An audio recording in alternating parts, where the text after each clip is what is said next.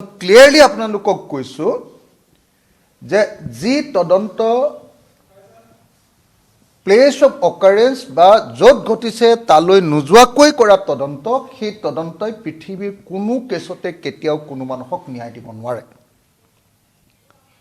জুবিনদাৰ মৃত্যু ঘটিছে ছিংগাপুৰত, তদন্ত কৰিছে দিছপুৰত। জুবিনদা যিখন সাগৰৰ পানীত ডুবি ঢুকালে সেই সাগৰৰ পানীটো পৰাও চাবলৈ যোৱা নাই এতিয়ালৈকে আইঅ'এ।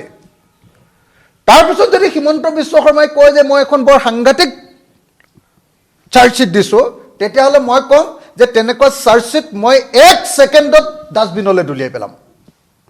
কি কাৰণে হত্যাকাণ্ড হ'ল তাৰ মটিভটোৰ ওপৰত এখন চাৰ্জশ্বিট দিয়ক, কিন্তু হত্যাকাণ্ডটো কেনেকৈ সংগঠিত হ'ল, কোনে মাৰিলে, তাৰ কি পৰিস্থিতি, তাৰ ওপৰত যদি ষ্টেটমেণ্ট নাথাকে, তাৰ ওপৰত যদি এভিডেন্স তথ্য নাথাকে আৰু তাৰ ওপৰত যদি ডকুমেণ্ট নাথাকে, দলিল, তেতিয়াহ'লে সেই তদন্ত এটা শূন্য তদন্ত, শূন্যত গদা ঘূৰোৱা এটা তদন্তৰ বাহিৰে আন একো নহয়। গতিকে CID বা SITয়ে যোৱা 88টা দিন নহয়, কেইটা দিন, 84টা দিনত অকল শূন্যত গদা ঘূৰালে। ইয়াক কয় শূন্যত গদা ঘূৰোৱা বুলি অসমীয়াত কয়।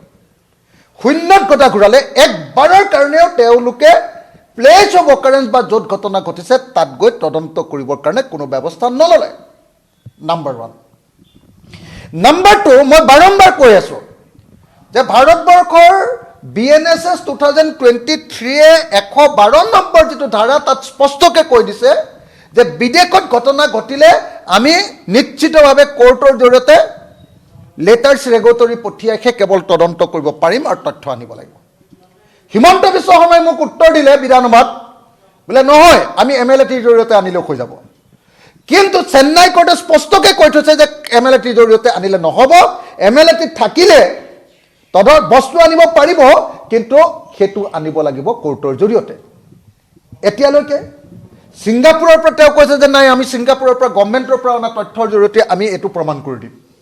আৰে ছিংগাপুৰ গভৰ্ণমেণ্টে কৈছে যে জুবিন গাৰ্গৰ মৃত্যুটো হত্যাকাণ্ড নহয়। ছিংগাপুৰ গভৰ্ণমেণ্টে কৈছে যে জুবিন গাৰ্গৰ মৃত্যুত কোনো ধৰণৰ ফাউল প্লে নাই, কোনো ধৰণৰ বেমেজালি, কোনো ধৰণৰ কেলেংকাৰী নাই, সেইটো এটা স্বাভাৱিক মৃত্যু। আৰু তাৰ পাছত কৈছে যে ছিংগাপুৰৰ তথ্য আনি, ছিংগাপুৰ চৰকাৰে দিয়া তথ্য দি, ছিংগাপুৰ চৰকাৰে দিয়া এভিডেন্স দি আমি এইটো হত্যাকাণ্ড বুলি প্ৰমাণিত কৰিম।